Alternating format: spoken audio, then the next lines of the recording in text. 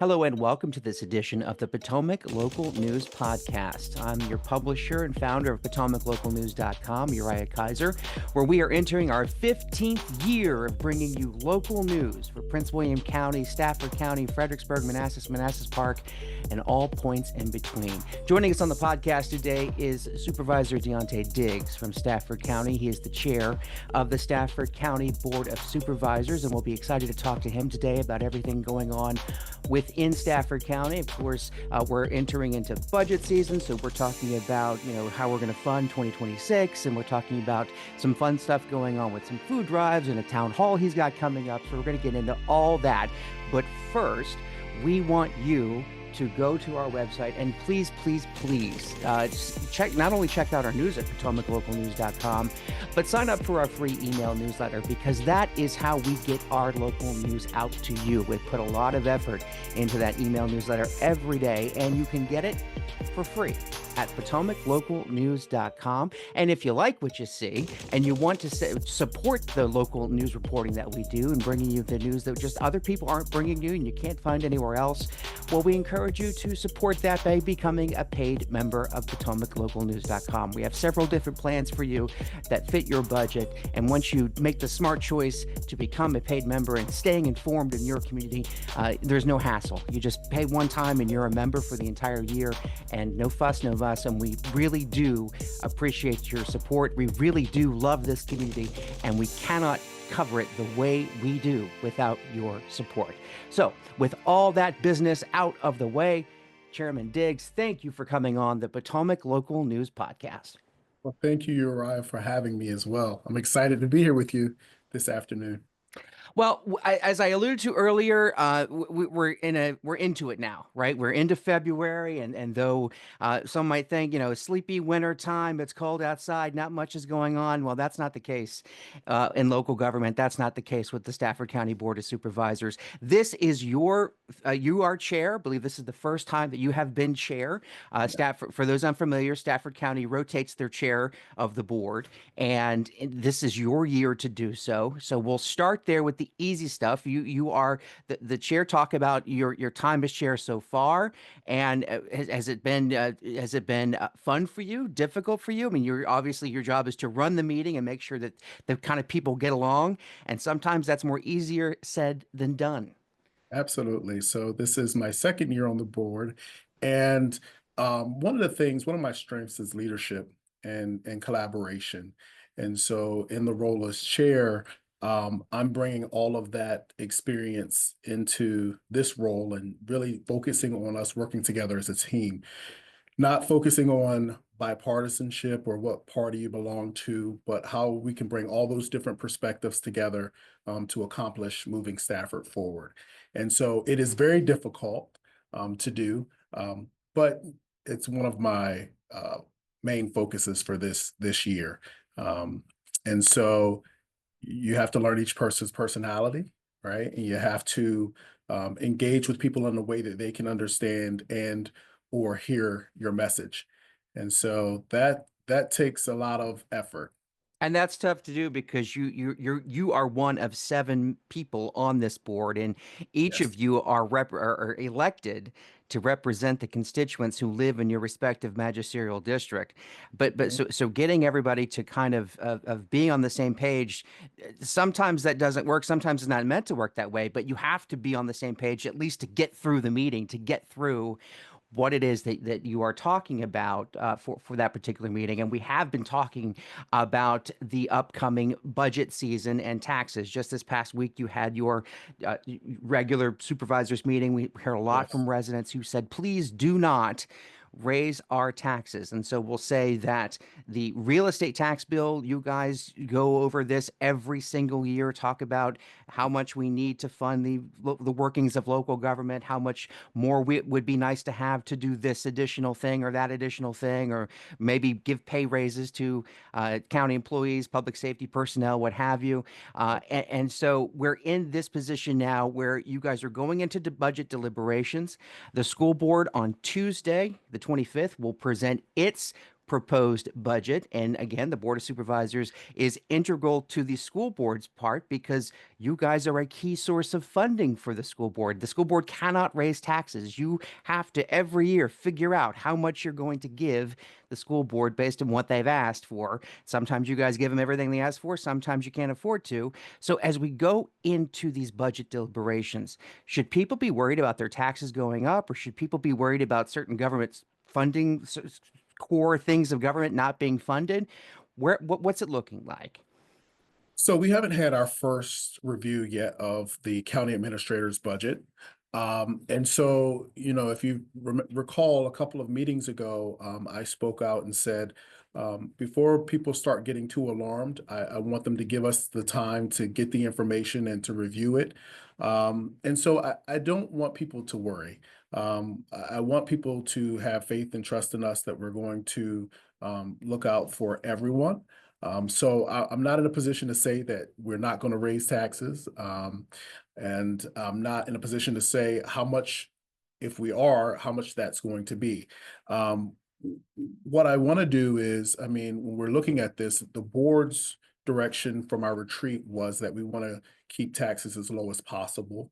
And we want to make sure that we're looking out for our constituents as well, because what I keep in the back of my mind as we're having these budget debates is that there are people that are living paycheck to paycheck.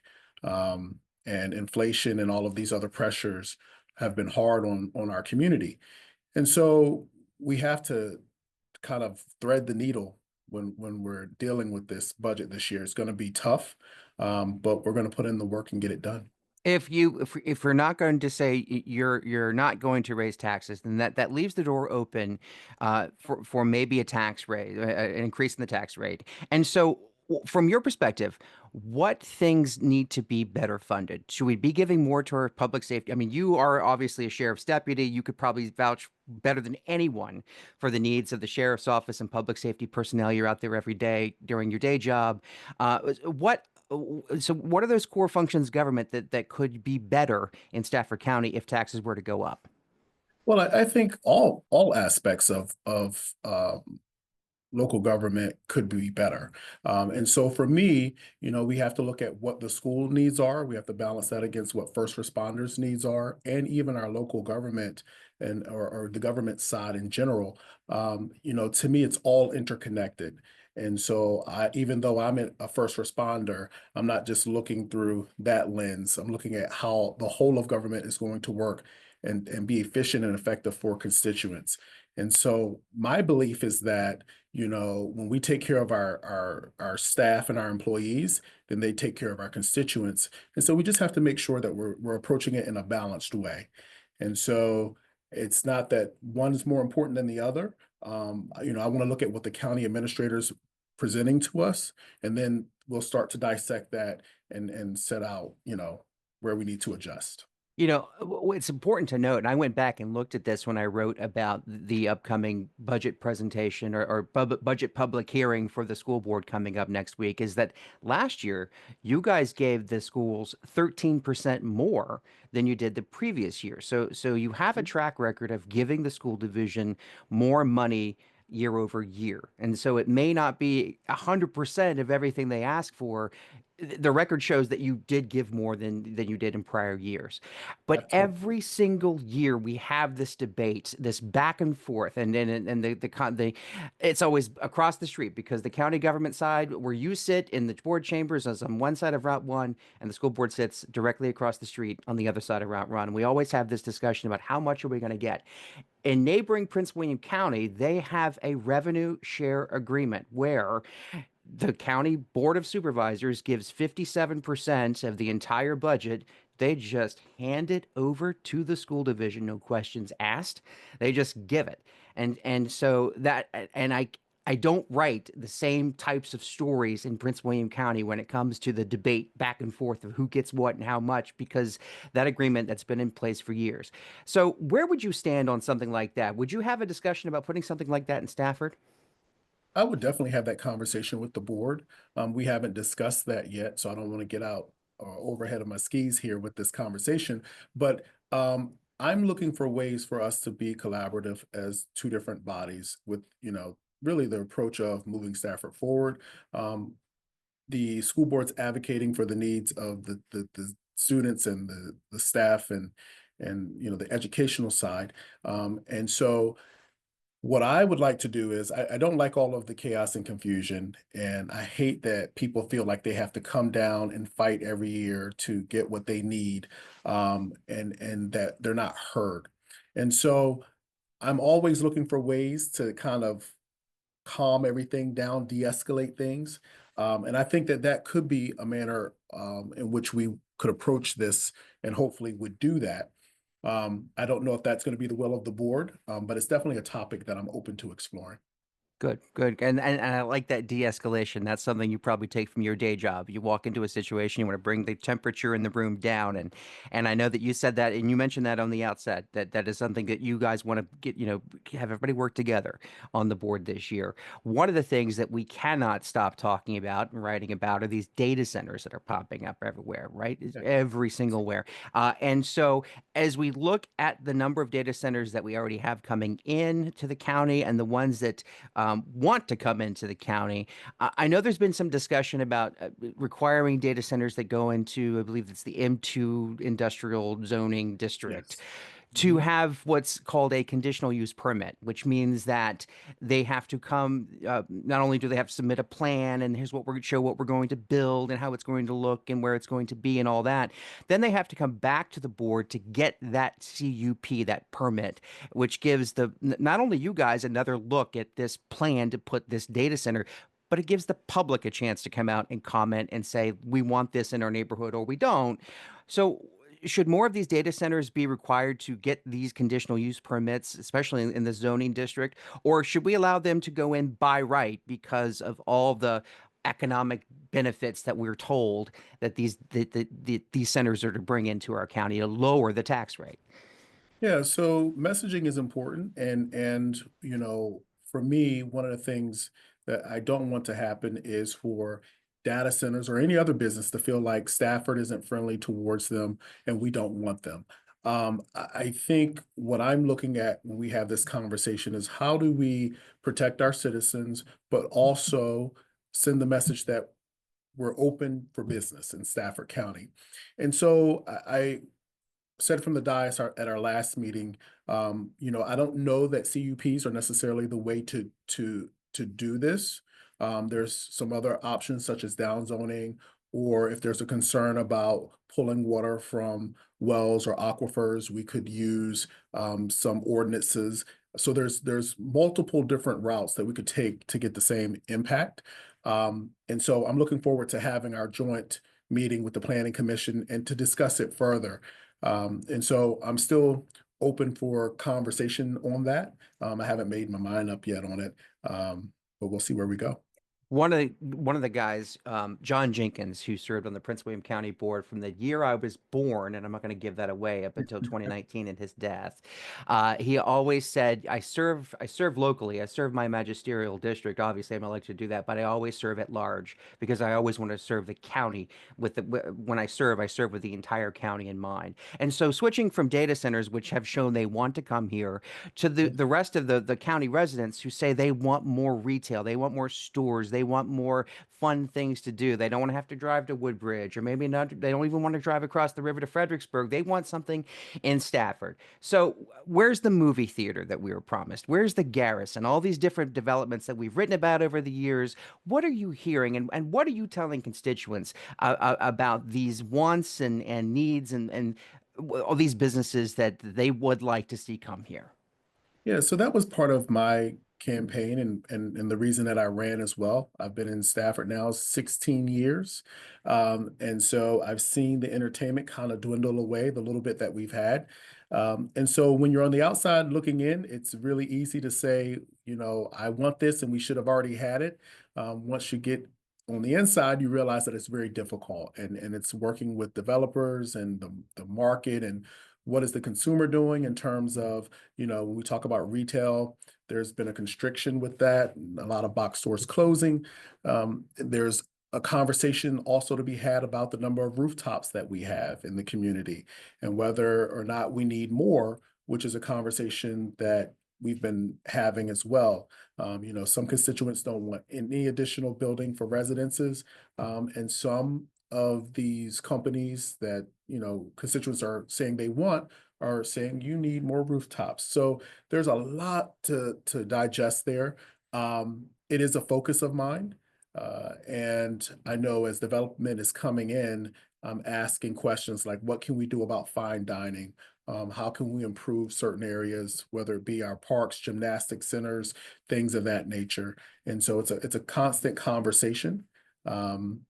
The question is how do we not, well, the reality of it is nothing moves fast in government. But constituents have been waiting for a long time. And so how do we get small wins to let our community know that we're working on it? Should we expect more discussion about that parcel of land the county government owns next to the courthouse? There was long talk about putting a new courthouse there, or redeveloping the courthouse and making that into a town center, right off exit 140, right there in the heart of Stafford Yes. County. But we've seen Embry Mill just blow up. We've seen a grocery store go in, and following that, we've seen new restaurants open. We've seen, we have a health urgent care center now that has come in there. So we are seeing sort of a town center spring up just across the interstate from where we originally were talking about putting a town center about a decade ago. So do you think those conversations will continue in 2025 about what to do with that plot of land the county owns next to the courthouse? Absolutely. We are looking at, as you mentioned, potentially putting a courthouse over there, our new courthouse. And so we also, as a board, have to figure out what do we want? What's the vision? Because it's changed over the years from, maybe residences to kind of like a sports complex type center. And so what is our vision, and how are we going to really dig in and move that forward? And so when I talk about us working as a team, no one person out of the 7 of us gets everything that they want, but what is something that we can all get behind and champion and really push for to make it happen over there? Yeah, one of those who have been reading Potomac Local and been following along with us know that the plot of land Prince William County bought in Woodbridge for a sports center, one that was supposed to be big enough to hold tournaments large enough to attract people from the East Coast, they decided not to go that route. They decided to do something else with that piece of property, and what that is, we don't know yet. So that might be an opportunity for Stafford County. If Yeah. Prince William passed on it, and you've got this sparkling new interchange, well, 5-year-old interchange there, right there at exit 140. And this land, who knows what could happen with that. So we'll be watching that for sure, because that conversation and what people want here in the county, that's not going to die down anytime soon. So I want to give you a chance to plug some of the things that you've got coming up. I know that there are several community events, including a town hall that you'll be holding to hear from constituents. Talk to me about those events coming up. We want to get those Yeah, in. so definitely March 27th, I'll have my first town hall. Last year I held 4 of them. This year I'll hold 3. And I hold them at Stafford High School. They start at 6 p.m. in the auditorium. And this one I will have Senator Durant, Delegate Josh Cole, our school board member for the George Washington District, there to speak and to share some insights as to what's been going on at the state level and on the school side here in Stafford. I'll also have a representative from Fredericksburg Regional Alliance to speak about data centers. We'll talk a little bit about taxes, because at that point I will have had my first look at the budget, or maybe my second. We'll also have some conservationists, Northern Virginia conservationists come in to speak. And so I like to provide information to my constituents. And then I also have a period of time where they can just ask me anything that's on their mind, and I'll talk them through or get them a follow-up with the information. And so that's my big one. How can people get involved? I mean, how can they help you? I mean, I know that there's so much on the local level that's happening, and you're one person. I know you have staff now. I think 2 years ago that they passed something. I think you throw them a little bit of money, and you have some help now. So that's a good thing. It's a start. You're not like Fairfax, where you have whole offices yet, but who knows, maybe one day. But how can people get involved and help you and stay connected with what's going on in not only the George Washington District, which you represent, but the county-wide? Well, they can always go to the Stafford County website. We keep that updated. and they can, figure out what's going on in the county. They can follow, me or other board members on social media, come to our meetings. All of this is meant to have constituent engagement, because we're really here to serve and represent our constituents. And so, just getting involved, serve on a committee. We have plenty of openings there. We're also hiring. So come work in local government. What better way to understand how our policies impact the community than to be a part of that? So there's many different ways. I'm always open to conversation, whether you agree or disagree with a policy or ordinance or something that's going on. And so just reaching out and having the conversation. Chairman Deuntay Diggs represents the George Washington District on the Stafford County Board of Supervisors. Chairman Diggs, thanks so much for coming on today and talking with us on the Potomac Local News Podcast. All right, thank you.